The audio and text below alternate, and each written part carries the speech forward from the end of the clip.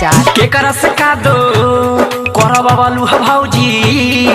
के करस का दो करवा वालू ह भौजी गुबो गुबो धान रोपाला बोला मजलीली बखेत में साला ट्रैक्टर वाला अरे तू नहीं हरे देवे मजलीली बखेत में साला ट्रैक्टर वाला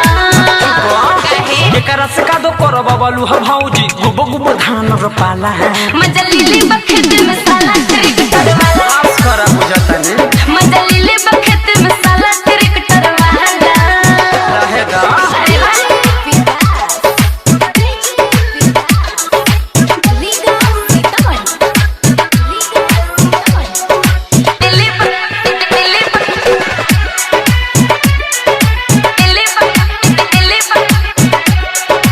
क्या नाम है आपका? डीजे निजामुद्दीन तोरा जगह के निमन का दो खइले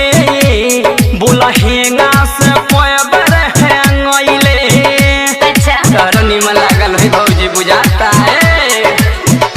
तोरा जगह के निमन का दो खइले बोला हेंगा से पयबर हेंगइले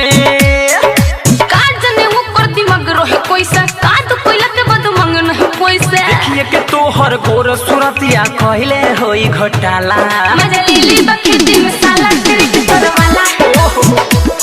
मजलीली बखेत में साला ट्रैक्टर वाला निमन लागल होई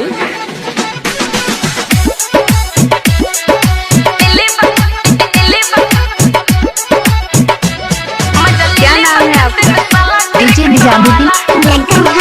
देखनी संजय सारा बीजब गइले पानी पाटल त फारऊ घुसइले ओकरा बाद हम घरे आ गनी अब के न तू का कइलू ए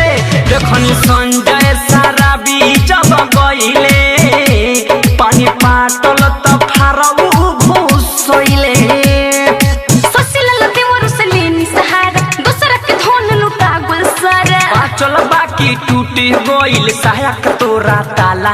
मजलीली बखेत में साला ट्रैक्टर वाला अब रहे त सफाई जन मजलीली बखेत में साला ट्रैक्टर वाला के करस का दो करवा वालू ह भौजी गुबो गुबो धान रोपाला